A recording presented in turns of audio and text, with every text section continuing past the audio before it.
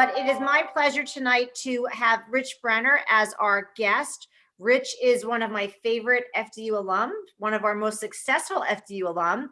We normally have the pleasure of having Rich speak live, and he's always amazing. Since we're on Zoom, it's easy because Rich is in California. And again, it's my pleasure to have Rich here. Still has an amazing career, and he really is one of our FDU superstar alum. So Rich, the floor is yours.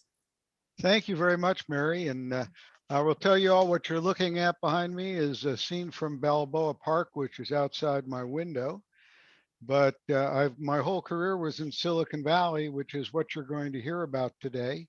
And so I will share my screen, and I hope you can all see this. And I'm going to talk to you a little about Silicon Valley and my career, and also about how do you raise money.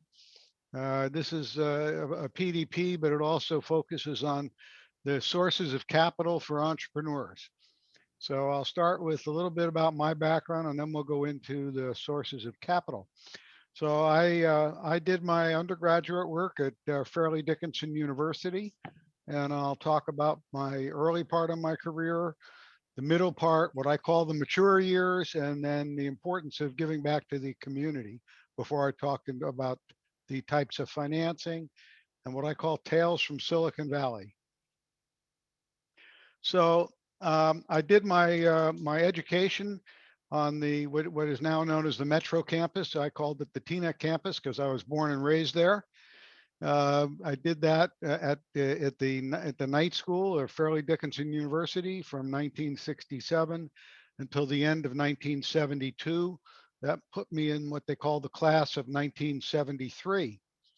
I worked during the day and went to school at night, carrying about 12 credit hours per semester.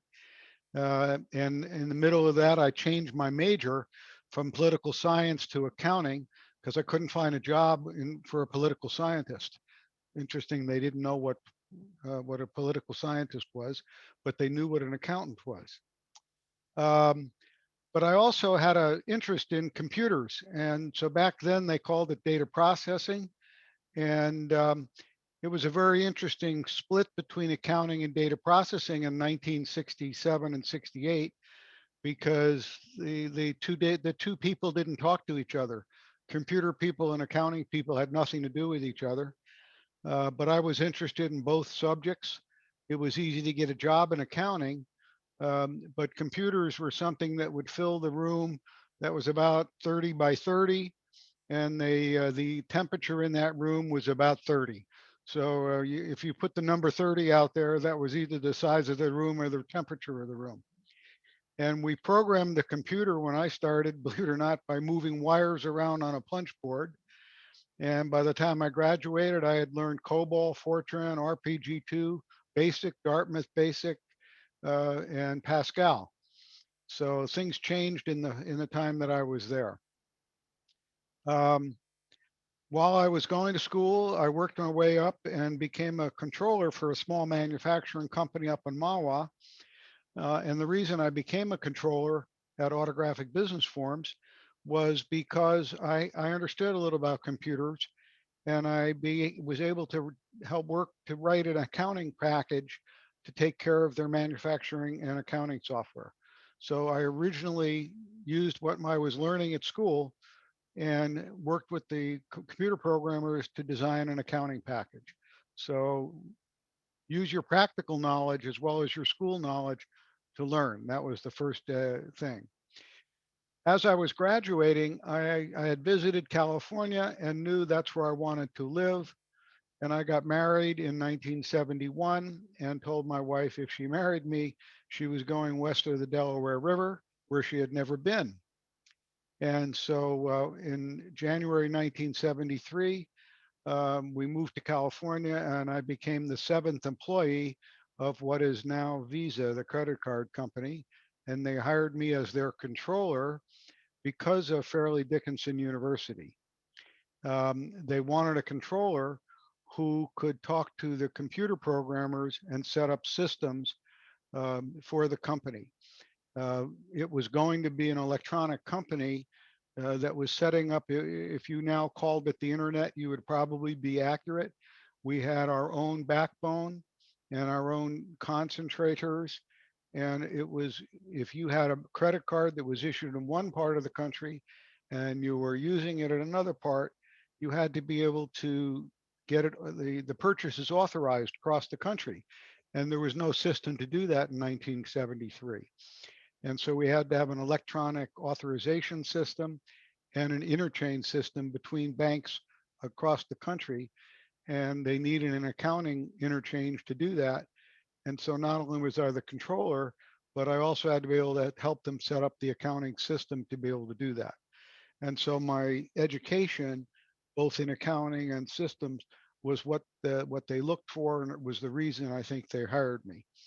And so that was an interesting assignment right out of college.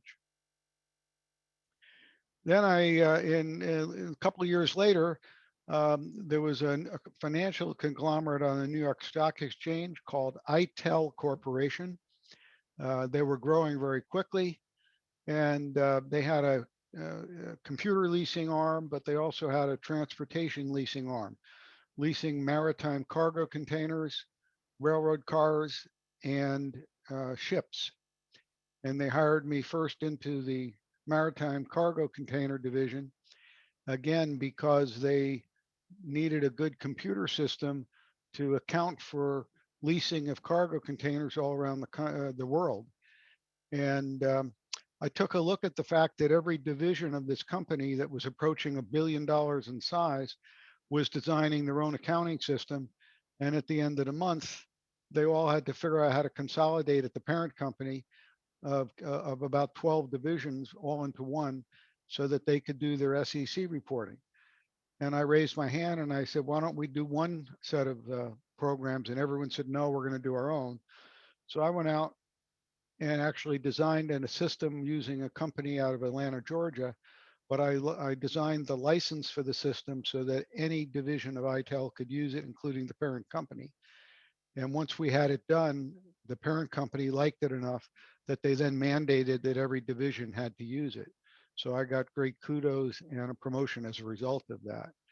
And later became a vice president of another transportation division of ITEL, which we grew almost to $100 million in revenue in about 18 months. But again, it was the accounting and system side of my education at Fairleigh that I took advantage of to do that. Then ITEL's largest competitor decided they wanted to hire me, and that was a company called US Leasing. And they brought me in to actually build the new division on their own. And it was in railcar leasing.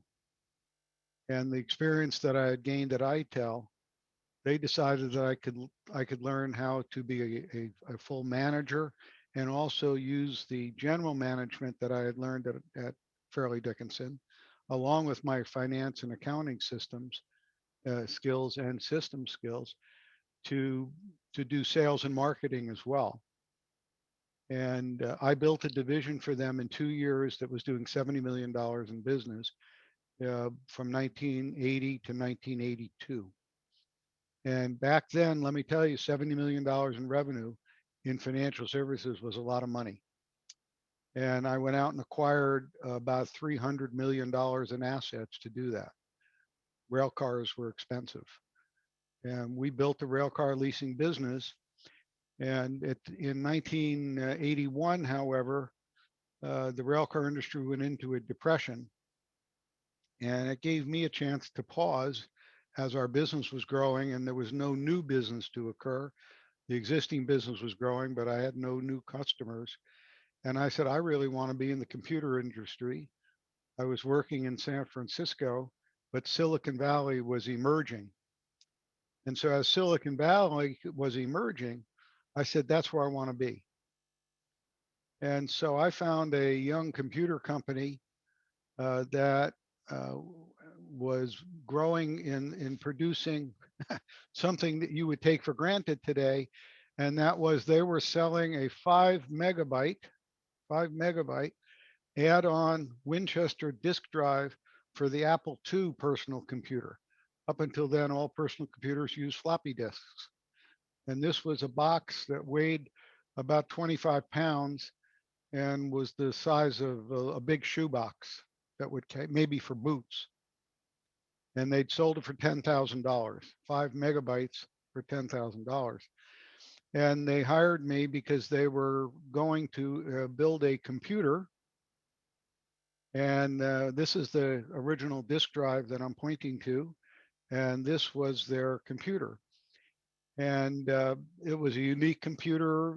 Long story short, it was before Apple ever introduced the Macintosh, but it was built on the same architecture. We had hired the same engineers as Apple did out of a company called an area called Xerox PARC, where research was being done on the to compete with Intel using a Motorola architecture. And they hired me because I had raised a lot of money on Wall Street to buy all those railroad cars. And as a financial person, I was known on Wall Street. The CEO had no Wall Street experience, and he wanted me to lead the Wall Street efforts to take this company public. And so in the fall of 1982, I took this company public. And a piece of trivia for you: if we had ability to do a dialogue here, I'd ask you, but um, I did the largest IPO that any technology company had ever done in September of 1982. And I'm going to sort of give you a pause for just a moment. Everybody knows companies go public today and raise hundreds and billions of dollars in their IPO. We raised a whopping $24 million. And that was the largest IPO for a technology company ever been done. Apple raised about 17 million when they went public in March of 1982. So we passed Apple and raised $7 million more than they did. Steve Jobs and I together would be on panels because he was developing Lisa, which was the precursor to Macintosh. And we had this computer we had just introduced, and they were internal architecture was quite similar. And he was saying we had stolen it from him. And as I said, we hired people out of the same research area working for Xerox that were all designing similarly. And we designed a diskless workstation, same as he was going to do with Lisa. It was networked because that was Corvus's expertise, these Winchester disk drives that were networking all personal computers together. And so we just beat him to the punch. Lisa was a year behind us, but he had a lot more marketing experience because of the Apple II's experience. And so he beat us to marketing. But he and I were on a lot of stages together, and Steve and I would argue and have some fun. Backstage, we'd giggle and laugh, but on stage, we were not friendly. We'd go backstage and we'd laugh about it. And we'd have Bill Gates back there too, and it was a good old boy thing back in the early '80s because there were a lot of companies, and we were all early in our careers, and the companies all went public right around the same time. So anyway, that was Corvus Systems, and it was this computer that ended up killing Corvus Systems because they lost sight of their market, which was these add-on Winchester disk drives and local area networking. And they instead of focusing back on their knitting, they were focused on trying to be a computer company. So in 1984, 85, I was hired to be the CEO of a company that had gone public shortly after Corvus had, and they were struggling. Um, Similar problem. They had lost sight of their market and were so excited about being public, they had forgot what they were there for. And they were a company that produced equipment to duplicate software. These are all things you young people today really don't think about because you just download your software off the internet. But in the 1980s, everything came on floppy disks. And there had to be equipment out in the marketplace for the software company to duplicate the software. So it was a manufacturing situation. And this was the leader in the industry. They owned about 70% of the market for duplicating software. but young companies were coming to try and take over their market share. And companies where this company had the best electronics for the brains to duplicate the software, but the handling equipment to handle the diskettes as it went through the duplication process, they had forgotten to stay up to date. And so a company had come in with a better piece of handling equipment, even though the electronics were not as good. So my job was to come in and see if I could fix the company. And so I had to turn this company around. When I got there, the stock price was about 7 cents a share. And within 24 months, it was $1.50, which is a pretty good turnaround. Um, my general management skills that I learned at Fairleigh were important. The finance skills, I had to go raise some capital. Even though they were public, I raised private capital for them. And also the accounting skills to learn how to where to save money and where not to. And after 2 years, we took the company that had the best handling equipment and us with the best electronics. And I decided it was a good merger. We did a reverse merger where we were the surviving entity, but they were the controlling interest, and did a merger. And that company was really well run, and it was an exit opportunity for me to make some money and turn the company's reins over, which I did. And it was a soul searching time for me in these middle years to what do I do next? So I decided to form my own company at that point, and it was called the Brenner Group. And it started off as an interim management company to help early stage well, I should say in 1987, the Silicon Valley was in the middle of a recession. The venture capital industry had gotten over exuberant and had funded too many companies. You hear this story over and over again. The young VCs who have no experience take over for older VCs, and they didn't know what they were doing, and they invested too much money in poor companies, and these VCs don't have the operational expertise to sort the wheat from the chaff when it was necessary. And so when one push came to shove, they didn't know how to fix these companies. And with my track record of turning this four-master around and working with Corvus when they had problems, I had the right track record. So I got asked by a few VCs to help them. I always say necessity was the mother of invention. And so suddenly here I was with the experience and an opportunity, and I started helping them. And as we started helping them, we realized that the best way to help to solve the problem for the future was to set up infrastructure of management and policies and procedures and systems and controls when the company is established, instead of having to go back and fix it after the fact. And so for you people in a finance major, the idea is setting up your policies, procedures, systems, controls, all up front. Get it done right in the beginning so you don't have to go back and fix things. That's a lesson you can take from this PDP tonight. If you can get things right to begin with, it really helps. So we worked on these strategically stalled businesses to start with, and we did triage for the VCs to learn how they could fix which companies and which ones to just let be walking wounded and let them go. Don't put any more money in, let them die. And so we built a reputation with the first tier one VCs, how to sort the wheat from the chaff. And so as the recession of the late 80s came to a conclusion, these VCs turned to us and said, let's get the proper disciplines in place right now as we invest in new companies so we don't ever face this problem again. And that's what we did.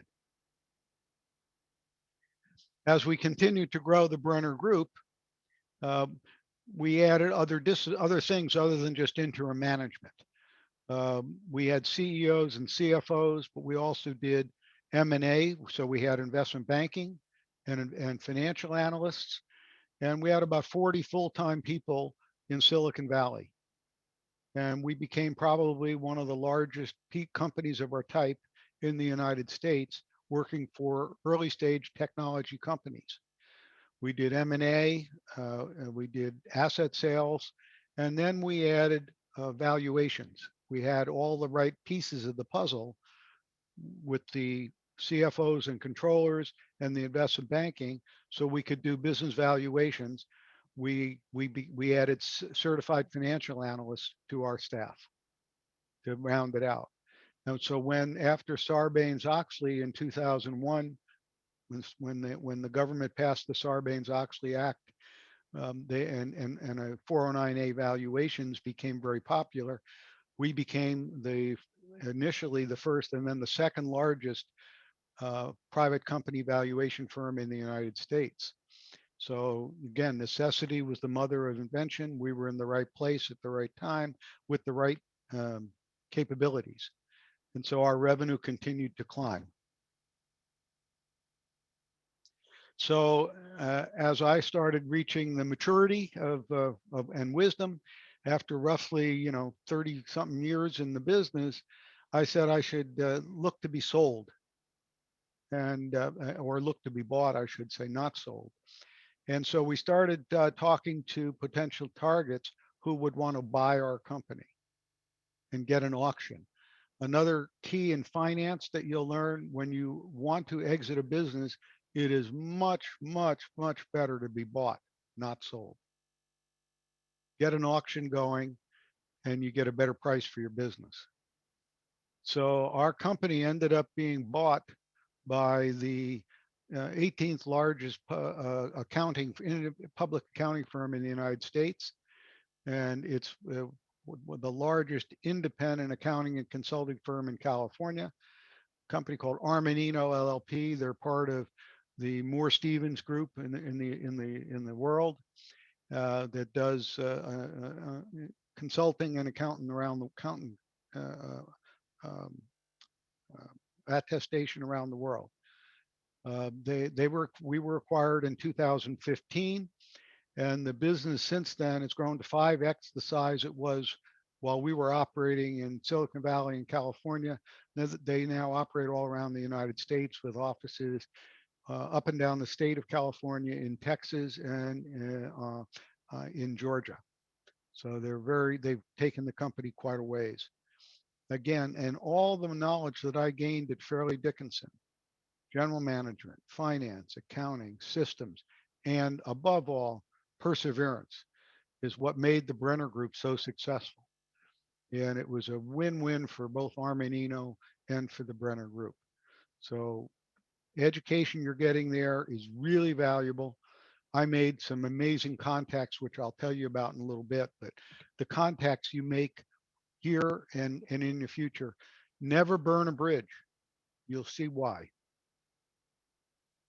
So back in 1984, 5, and 6, I started angel investing. But I want you to understand angel investing is a true contact sport. I hope you all know what angel investing is. I'll be explaining it again in a little while. But it's, people who have made some money and they want to put that money to work, not just in the public stock market, but they want to invest it themselves and see if they can get good returns on their investment. I started by, and you see my picture of two guys wrestling. It's a contact sport. If you think it's a passive deal, it's not. So early on, back in the early mid 80s, my angel investing was just passive investing. And I started off, but then I got into investing in clients of the Brenner Group. But along the way, I also started two very successful financial institutions. The first one, a buddy of mine was starting a bank in 1985, now called Silicon Valley Bank. And it's probably almost a $40 billion bank today. And it's where I learned about starting a community bank. And it started off as that, but it's now both a technology bank with offices all around the United States, and it's the bank of choice for wineries They have a focus on both technology and on winemaking. And then in 2000, somebody sat in my office who was complaining about Silicon Valley Bank being too big and said, "There isn't there a better way?" And I said, laughed at him. I said, "Yeah, let's start a bank." And this is a very true story. And made a couple of calls, including my friend who had called me about starting Silicon Valley Bank. And I got 5 guys together in my office, and we decided to start another bank. And we built what became the fastest growing, most successful Nova Bank in the history of the United States. We went from zero to 100 million in less than 4 years. And we built it up to about a $7 billion bank in 5 years. And that had never been done. And then in 2015, we were bought. Remember, don't be sold. We bought. We were approached by Western Alliance Bank to be a division of them, where they retained our name to this day. They wanted a technology bank, like Silicon Valley Bank, and they wanted a West Coast. Wall is headquartered in Arizona, and they wanted a West Coast presence and with California name recognition. So they kept Bridge Bank as a name, and today Bridge Bank is the technology branch of Western Alliance Bank, with offices now in Silicon Valley, San Francisco, Los Angeles, San Diego, Dallas, Texas, Austin, Texas, Atlanta, Georgia, Western Virginia, and Chicago, Illinois. Now, interesting story. I'll tell you a quick anecdote. Things have changed in community banking. One of the great things is you put up all this risk capital to say, I'm going to start a bank, and you hire all the people, you raise all this risk capital, you put your application into the comptroller of the currency, and it's all at risk. And then they give you a conditional charter and say, here, you have 90 days now to raise the money you say you'll raise, open the doors of the bank.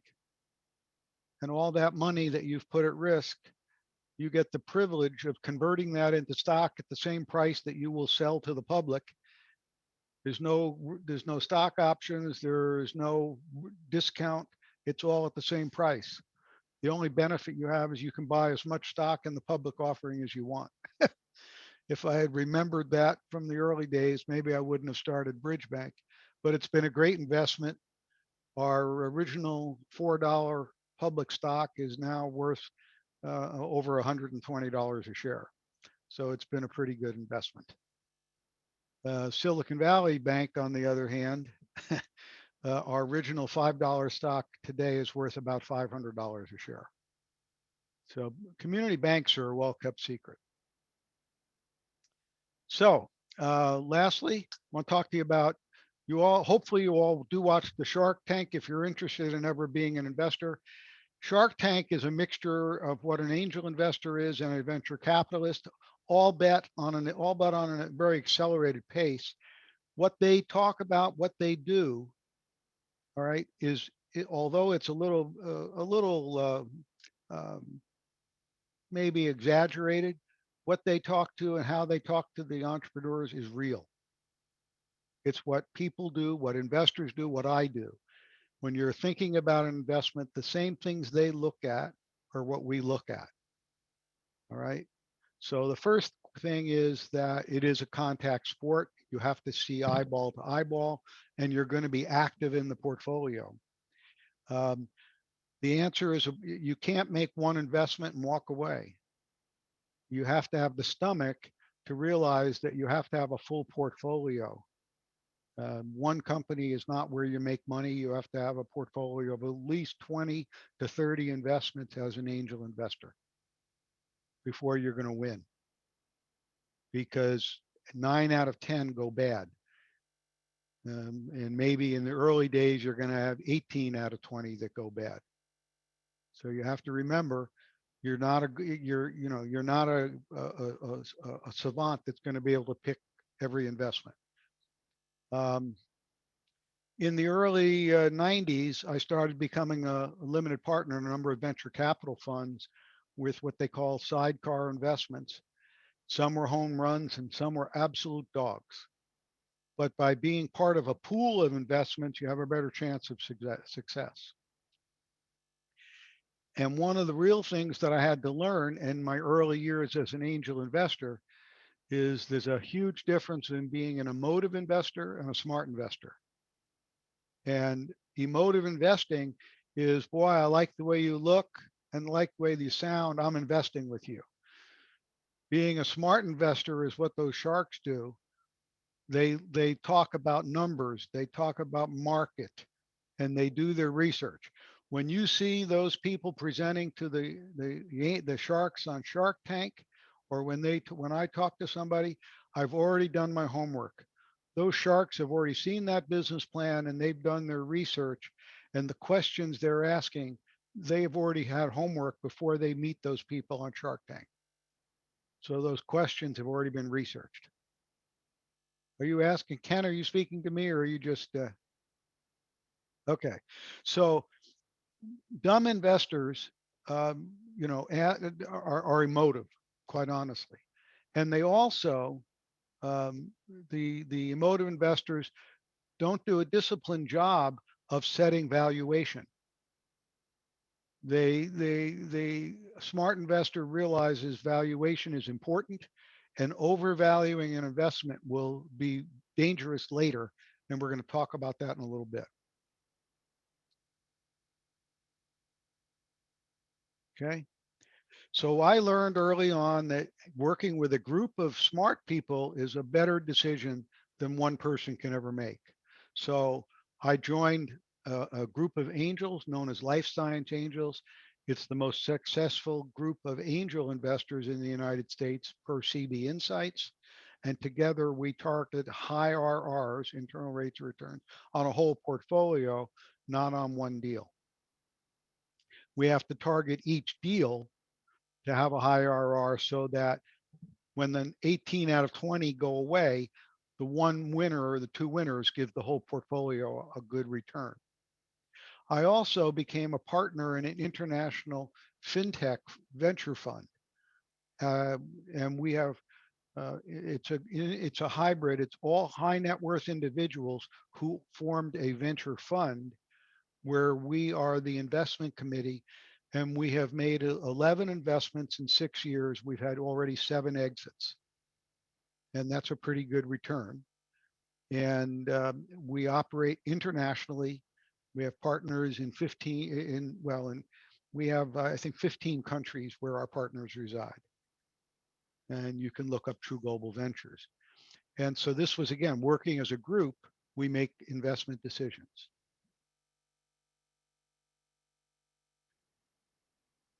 Okay, and so now giving back to the community, and then I want to move on off of this. This is all part of life. It's really important that you are well-rounded in your business career. Silicon Valley does not automatically foster the culture of giving back. This is and I profess this to all of my students and to all of my friends.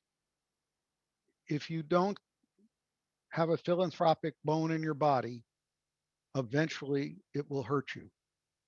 It's not a four-letter word. It's a thing that's good. Giving back of your time and your treasure and your talent. Remember those words. You will value yourself better. People will value you better if you give of your time and your treasure and your talent. Right? Start now. Start when you are young. It's really an important thing. Volunteerism is valuable. You learn a lot and you will feel good about yourself, and others will value you more. Early on, I became a community activist. I worked with schools to help with their music program. As my son was young, I got there at 7 a.m. 3 mornings a week to help with their music program. I Little League, AYSO, I got into politics. Became a library commissioner to help expand the library, to help support the community. Anything I could do in the community. I've also been very active with the Boy Scouts of America. And this is where, I'm still active today. I probably spend 40 hours, 50 hours a month with the Boy Scouts. Today, I'm on their national operations board, which is part of the executive board. I'm a trustee of the National Foundation. I'm part of the National Legal Scout Association. I've been on the World Jamboree staff, the National Jamboree staff, regional board, everything. These are things I'm very passionate about, but it's where I give my time, my talent, and my treasure. And I don't regret a minute of it. To me, my family is passionate with me about these things, and my son understands philanthropy as being important. It's part of our family values. You need to pick what you can be passionate about and then carry it forward in your life. So that's my life. I'm now going to talk to you about the class. Very quick questions. You can unmute yourself and ask any quick questions right here if you'd like. I have a quick question. Yes. What would you think? I'm sorry. What do you think is the best angel investment you've made? I'm just curious. I would go to two of them. One of them has been the bank, Bridge Bank. All right, that was, those two banks both have been very successful. And then the other has been a company called Shares Post, which we just merged with Forge Global. And I'm going to be talking about it in a few moments, but they are they are the largest market maker.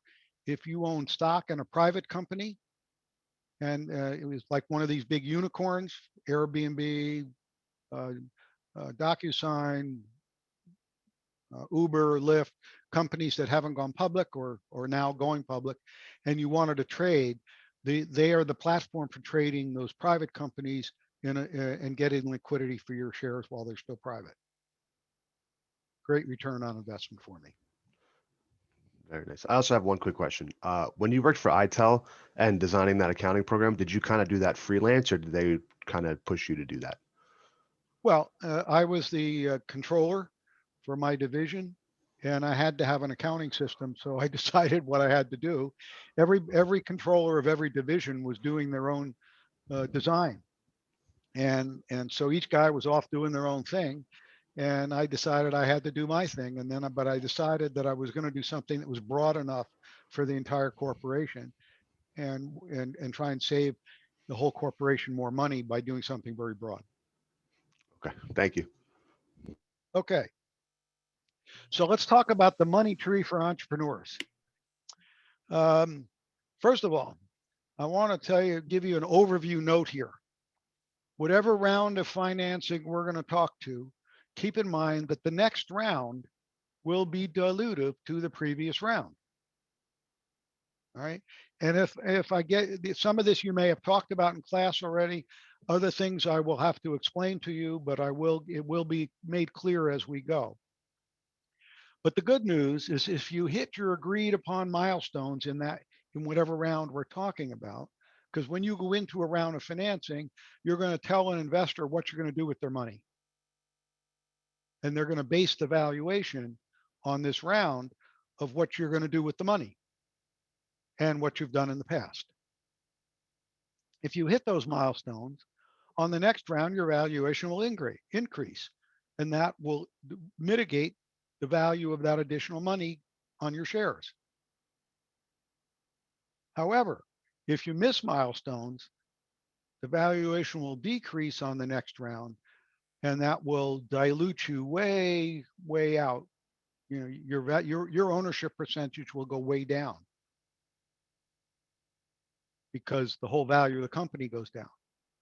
So your ownership goes down when the valuation goes down. Your ownership can stay relatively even or just go down slightly if you hit your milestones. So here's another way to look at it. If you own 100% of your company today and it's worth $5,000, your ownership is worth $5,000. If you own 50% of your company and it's worth $1 million, your ownership is worth, $500,000. But you got diluted by half. You only own 50%. But instead of being worth, if you're 50% and your company is now worth, only $1,000, you're only worth $500. That's what dilution is. Okay. So that's why it's very important as you grow. It's very important to make sure that you diligently hit your milestones. All right. First round of funding, early stage. This is called friends and family. You all have them. You all need them. And this is when friends and family are important to you as well as in your life. If you have an idea as an entrepreneur and you need money to further develop your idea, you're going to need to develop a business plan, to build a prototype, to maybe file for intellectual property on that, to gather some friends to work together in your garage. All right. You need maybe $250,000 to $500,000. That's a typical friends and family round. You're going to go to your friends and your family and ask them to loan you some money. The key operative of that statement, loan you some money. It's hard to value your company when you're only raising that amount and you just have an idea. The most common form at this point is to say, loan me some money. And what I'll do is on the next round of capital, I'll give you a discount.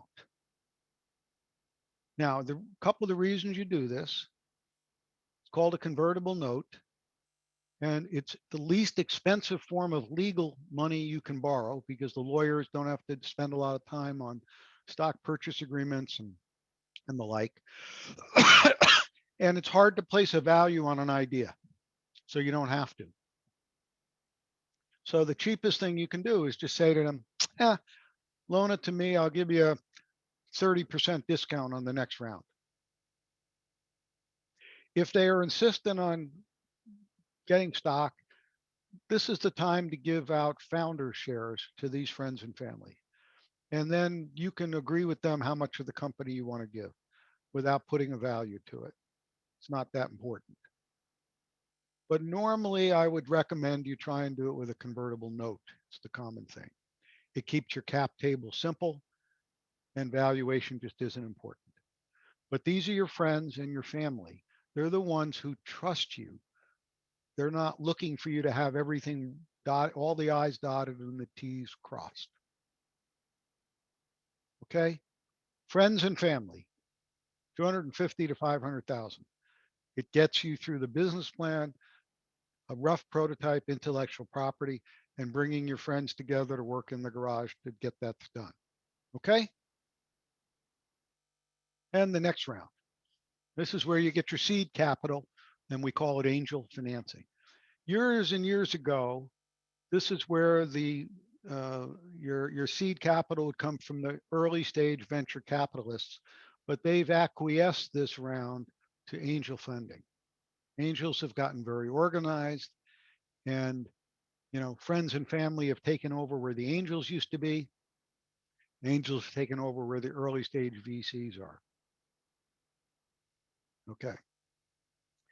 They've become very organized, and they're going to work on it, and they're going to do the diligence, and they're going to look at you like a venture capitalist normally would.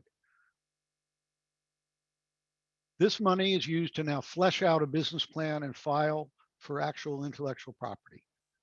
You're going to have a law firm involved and make sure that this is all done properly. You're going to have to find your first customer and hire an initial team. Make sure that prototype works and have a real proof of concept. So there, you're really getting a framework of a business here. That's what this money is for. And depending on what you're trying to accomplish in technology, 750,000. As you move towards a life sciences type business, you need more serious money. Typically, you may get to up to 2.5 million for this angel financing. All right. Angel capital has gotten more sophisticated. They have more money available. They'll go up to $2 to $2.5 million typically. Keep in mind, whatever amount you raise in this round, it must be enough to reach that significant milestone for another round. Must be enough to reach a significant milestone. And you can do it as a convertible note, continuing from the prior round. If you stay under a million and a half, usually stay as a convertible note. Again, keeping your legal costs down. If you get over a million and a half in that round, usually then you start thinking about pricing it as stock. But now we get into the two-tiered stock structure. And Ken, shake your head if I'm right. You're going to teach this in class? Okay. So you will be getting into a two-tiered price. Back in the early 1980s, a lawyer and I came up with this concept of this using preferred stock in a venture round. It was not a typical thing, but we wanted to retain a way to motivate and incentivize employees in an early stage company. So we came up with the idea of preferred stock for the investors and pricing that preferred stock at a premium to the common stock by giving them liquidation preferences and voting preferences. And we start off at 10x, and as the company matures, that difference comes down using 409A valuations today to do that. But you don't really start pricing stock until you've raised at least $1.5 million typically total. It's too expensive with the lawyers. But remember, if you miss a milestone, I keep telling you, it's going to get expensive. All right, next round. This can be Series A to Series whatever, Series B or C. Now you're going to a true venture capitalist. They're going to expect a really viable business plan. They're going to expect at least one complete product. You're listening to the sharks on the Shark Tank. Show me how much revenue you have. What's your team? Where's your intellectual property? All right. This funding is for real growth, execution and growth. And are you profitable, or where is your path to profitability? They'd like to see that you're already profitable. And if you have watched the Shark Tank, that's one of the big questions they have, right? Are you profitable? Now, amount that's going to be raised today from venture capital, from $1 million to hundreds of millions. The later stage funds are set to put in today's market where you have these unicorns. It's hundreds of millions of dollars because companies are staying private longer, and the valuations are gonna vary wildly.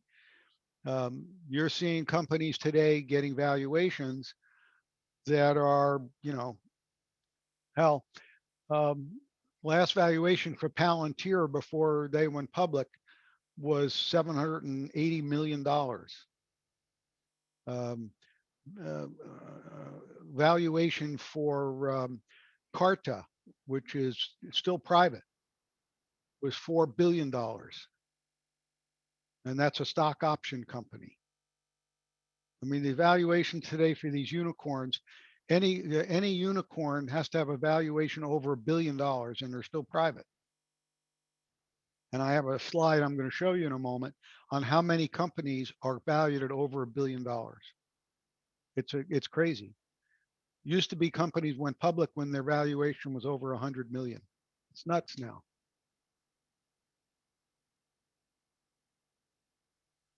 And now that when companies are getting beyond the Series C, they go into this mezzanine capital raising, or these late stage venture funds. They have significant revenue, significant growth, large and a very attractive market. Uber, DoorDash, DocuSign, Airbnb, all the companies you're seeing going public now. Palantir just went public. All the Zoom, all these companies are going crazy. Large, significant market demand, a proven management team, profitability, or look at Tesla. I mean, they didn't go public until they had a valuation of hundreds of, what was their valuation? $100 billion or 150 billion when they went public, or something, 4 billion, 400 billion or whatever. Capital requirements are for expansion, not to fund losses. The amounts raised at this stage can be unbelievable, staggering. But companies are staying private longer. Anything valued over $1 billion is called a unicorn.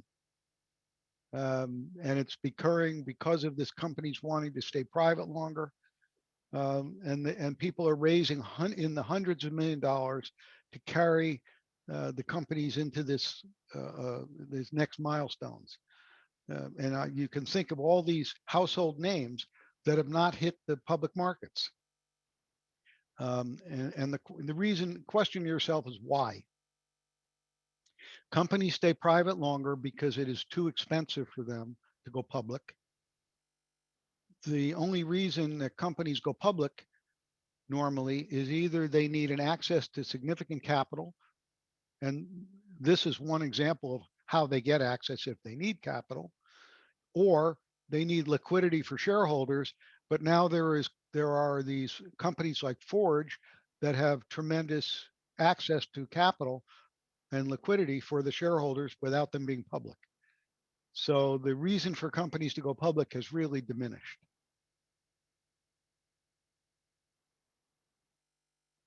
Okay. So if a company has, let's see.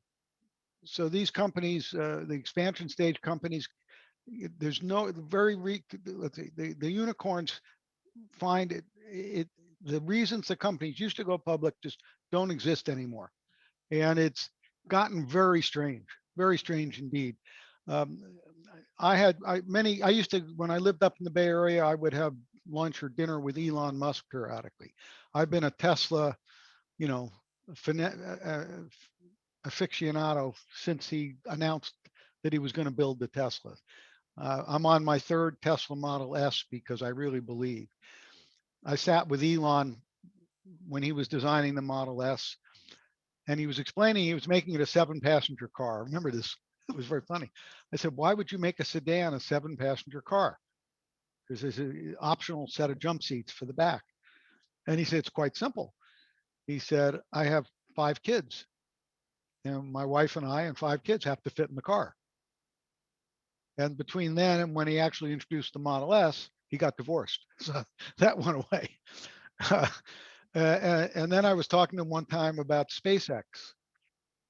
And very few people understand why he started SpaceX when he did. It's sort of available now, but he really thinks that by 2050, the Earth is going to have an extinction event, and he wants to have a way to extend the human race by having a colony on Mars.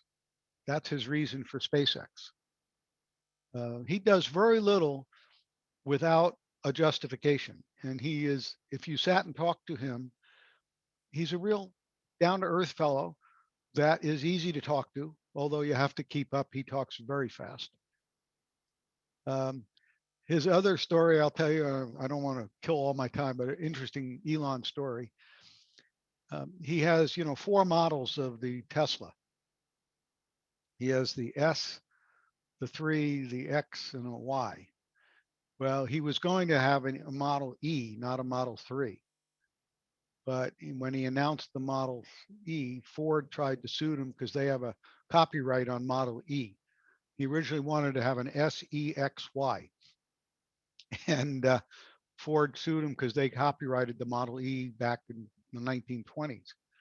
So he changed. If you look at the Model 3 letter, it could just as easily be an E versus a 3. And so he wanted to have a sexy brand. So SEXY.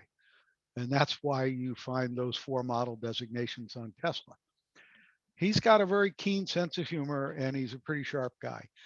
But Tesla is, he doesn't describe it as an automobile company. He describes it as an alternative energy company. And he has great plans for where that company will go. You know, and this week is the first time Tesla will be on the S&P 500. And it's going to be interesting to see if the volatility of its stock changes, because it's been one of the most volatile stocks on the in NASDAQ, and now it's going to see if it stops being volatile once it's in the S&P 500. Anyway, I diverged off of our plan here. This is an interesting chart. Why companies have been not going public. The chart on the left is the US unicorn count and the post-money valuations from 2009 to 2020. The gold is the number of unicorns, almost non-existent in 2009 to, in 2019, we had almost 100. And in 2020, 50 new unicorns, and this was done through November. This is number of newly minted unicorns. Companies valued at over $1 billion. And look at the market cap. There's 250 of them rather here. This is active numbers of unicorns cumulatively. There's now 250 of them. Companies over $1 billion in value that have stayed private. And their market cap is now $700 billion. That's kind of amazing.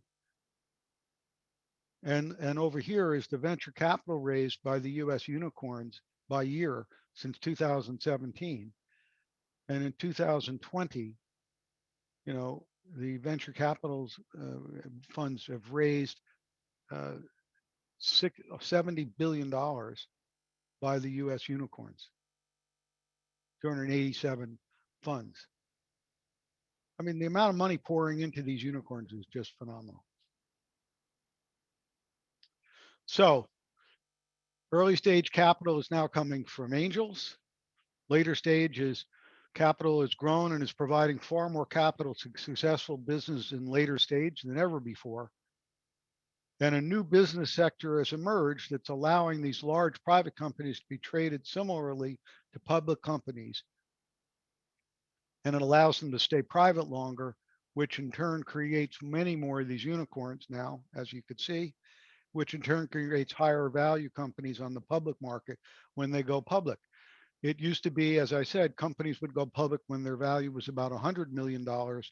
Today, they don't go public until they're 2 to 5 billion at least. So what I'd like to do now is open it to questions. We have a few minutes, I think. So you can unmute yourselves and either put them in chat or just ask them out loud.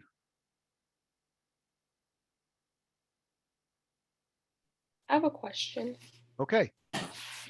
As a smart investor, how do you ensure that the research you acquire from companies that you're investing in is accurate? Is there like a middleman, or do you just do like a Google search or something? You have to, when you do your due diligence, you start with the information the company provides you, and then you use currently available public information and your own due diligence through your own networks to find information. So you don't just depend on what the company provides you. And I have a follow-on. Now that we're concerned a lot with how the environment is diminishing, do investors look for companies as who are more environmental friendly as a factor when choosing a company to invest in? It depends on what they like to invest in. Investors have sectors that they like. Some like environment, some like pharma, some like fintech, some like blockchain. So investors have alleys they like to invest in.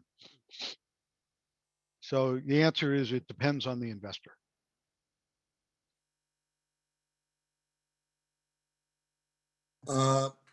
Sir, Jim Byron, I'd like your thoughts. Could What you do you turn feel- your camera, Jim? um, Could you turn your camera on, please? I'd love to see your face.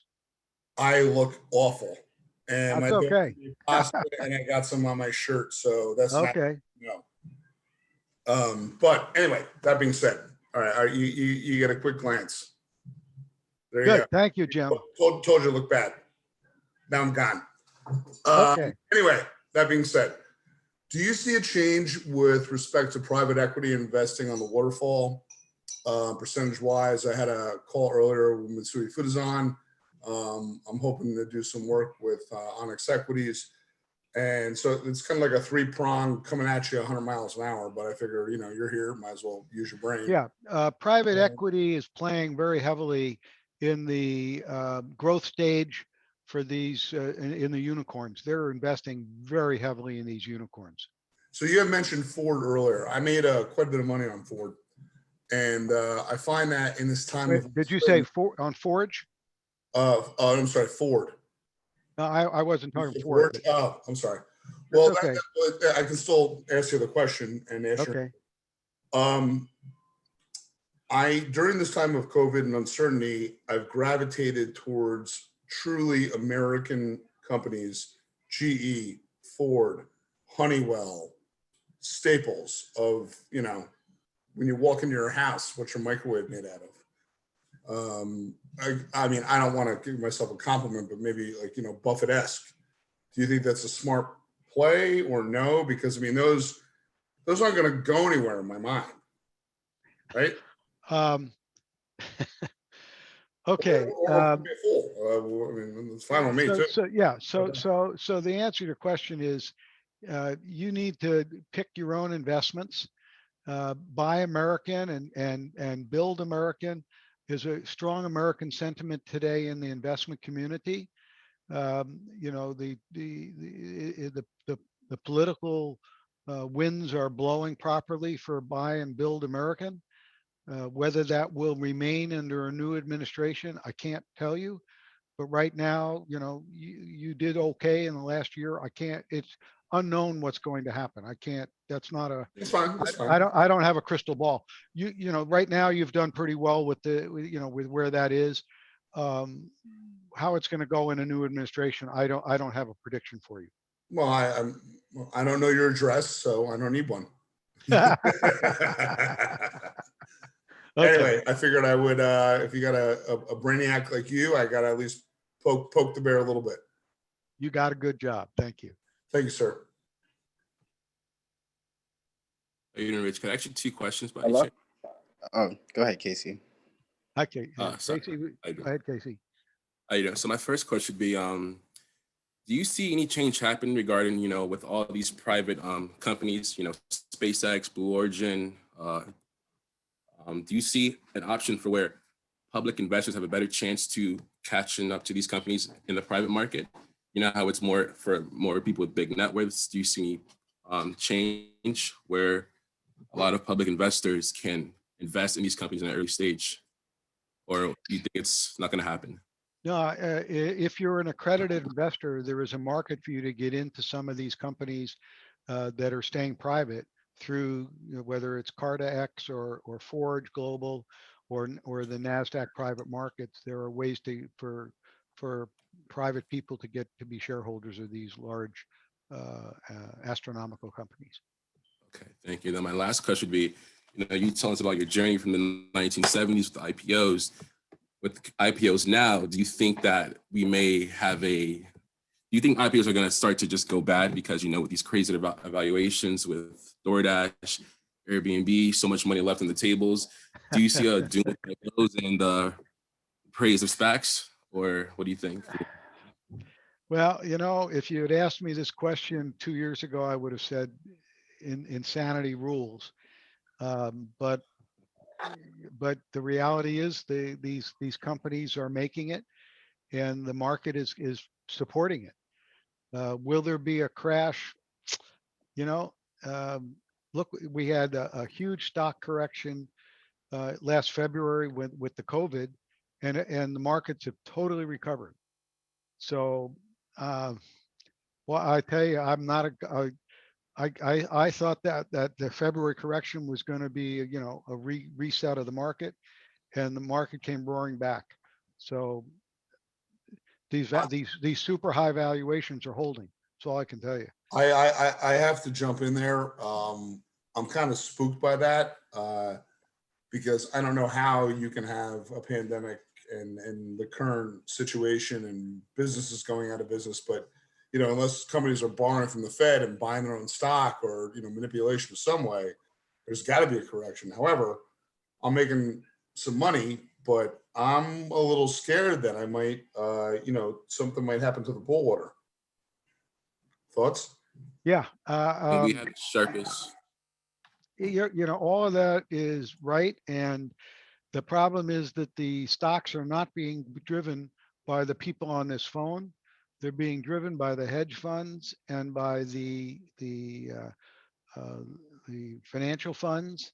It's all being driven by the pension funds and all of these funds that are driving the stock prices. So we don't have an impact on it, unfortunately. So it might be an issue where companies have to generate fees. So like your family offices, your private equities, so they gotta, if you don't make a move, you don't get paid. Is that what you're saying? You know, the stock prices from our trades don't drive the stock market prices. The stock prices primarily are driven by institutional transactions. And so we're, you know, if you buy or sell a few shares of stock, doesn't drive it. No, I understand. I'm talking about big weight with. Yeah, but these guys are not buying and selling large blocks of stock. You know, they're not selling. They're all a believer. And what, that's why I said I thought I saw a correction, and in February, and they all bought back in. Okay. And so right now, I don't see anything. You know, if with the vaccines on the horizon and a new administration, you know, that's the only question mark is the new administration going to do anything that's truly anti-business? A slight change in the tax rate is not going to change the business climate. At this point, I don't want to take any time away from anybody else, but at this point, I'm just enamored by literally printing money. And I know that every true investor and economist hates that term, but it's kind of getting ridiculous. But that's just my point of view. And here's my view of printing money. As long as the world, and this is the real, you know, macroeconomic view, as long as the world has faith and credit in the dollar, the government can print money. If anybody ever stops buying our notes or says they don't trust our repayment of our notes and our credit rating drops, that's when our economy may have a problem. You're absolutely right. That's why we live in America and not Brazil. Right. And last year, China, when we had a trade war with China, thank God they need us as much as they do, because they could have threatened to stop buying our debt, and that could have been a major problem. We're into macroeconomics. This is not an economics course. I don't want to get into that. I'm sorry. I'm a finance guy by trade, by the way. Okay. All right. But that could have been a disastrous time for us with China, because they could have driven our economy down. Anyway, Yes, I want to get off of this trade. Any other questions? Yeah, I just had a We're quick over question. time. We are 10 minutes over, and if you want, I'm happy to keep going. So anybody else? Yeah, quick question. Thank you again for taking the time to speak to us today. My question was, I heard a lot about stocks, but what are your thoughts on the foreign exchange market? Oh, Mo, that's a good question. Again, international trade depends on the good faith and credit of our dollar. Mhm. And you know, we tested our dollar this last year, and our dollar survived. Mhm.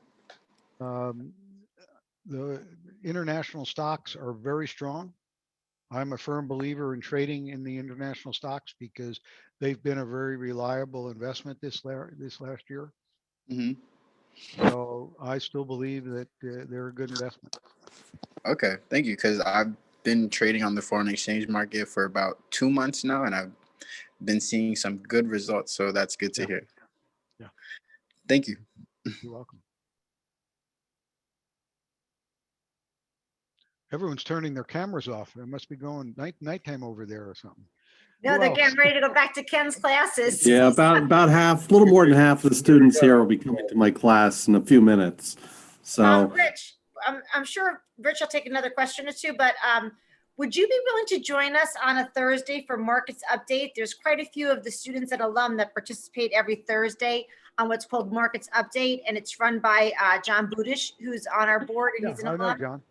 All right, awesome, because I would love to have you join, so I'll send you the link. Okay. Any questions for Rich before we give Ken his class back? Could I ask one more question? Okay. All right. Arcady, is that you? Who was that? No, that's Casey. Here. Casey. Casey. Casey. Okay, Casey's go ahead, on markets Casey. updates. Hey, Rich. So I know you've said you had a lot of success with starting your bank, right? My question would be, do you see a change in the next 5 to 10 years where the whole aspect of the banks just dies out, where, you know, we lose the value of the physical dollar and everything becomes to be, you know, blockchain, online, Bitcoin, everything? Good question. So my fund, True Global Ventures, does a lot of investment in the blockchain.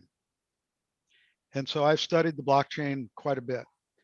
I believe that banks that will survive, and it's, you know, it's not, I don't think it's 5 years, I think it's 10. But the banks that will survive are going to have to integrate cryptocurrencies into their platform to be a successful international bank. The reason being, cryptocurrencies are still in the hands of speculators, whether it's Bitcoin or Ethereum or any of the myriad of companies that have done ICOs. Doesn't matter. It's all in the hands of speculators. Until such time as cryptocurrencies become a tradable digital currency that are in our daily activities, much like we have become a cashless society thanks to COVID. COVID has really turned our society to a cashless business. When cryptocurrency, Isn't cryptocurrency a threat to the banks and their control over the system? just a moment, I'll get to you, James.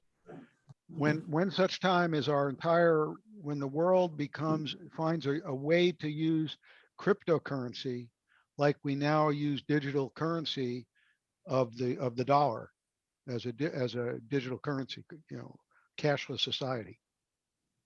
And it is, as there's a company now, look up this Greg Kidd is a friend of mine. He started Ripple and he started Square, and Greg Kidd is his name. He's got a company now called Global ID. Okay, what he's trying to do is give us one ID. It looks, you can think of it as a credit card, but it's one ID, and you put all of your currency into this one ID, and you decide which currency you want to use when you give that ID out. So it can be Bitcoin, Ethereum, Ripple, whatever currency you want to use to pay for dollars, Deutschmarks, whatever currency you want to use at that day, you use. And it goes through your digital global ID. Global ID. Global ID. And he's waiting to get clearance through the U.S. currency, and he's through U.S. Fed. He's a former member of the Fed himself. Good guy. So the whole key here is once somehow we have figured out how to put cryptocurrency into our daily life, not just as a speculative currency, but as a real form of exchange, then the banks are going to have to embrace it. and the banks that don't embrace it are going to go on the by the wayside. That's So it my has to view. be, so it has to be regulated, but people want their privacy. That's the whole big point. It's not going to get. It will not be Not- regulated. That's the key of a Okay. digital of the cryptocurrencies. They can't be regulated because they don't exist. That's why they don't. Okay. But that's the problem though. The If problem they with can't be politicians. regulated. But the banks are going to have to be able to accept and bank digital currencies and figure a way to do it. That's I think a lofty throw in the Hail Mary, because Well, I just want to give up that power. I will tell you, by the way, I will tell you that banks are looking at it. I know for a fact they're trying to figure this out. So PayPal, the big addition. Yep. PayPal is a nearest form. I mean, think about it. PayPal is a cryptocurrency, but they use dollars to settle. It's a fiat to settle a digital transaction. All right. Well, thanks very much, Rich. I think they we would keep me here all night if they could. Yeah. So, Ken, before you take back your class, we're just going to give Rich a big thank you again, everyone. Big round of applause. Thank you, sir. I hope it was Thank you so helpful. much. We're going to Ken, I invite hope it was Rich, what you were looking for today. and we're It going is very much as usual. Thank you. we'll Okay. see more of Rich because we'll invite him to Markets Update. So, Okay. to end this PDP, we're going to just put the QR code up and we're going to spin the wheel of fortune, and one lucky student is going to win a prize.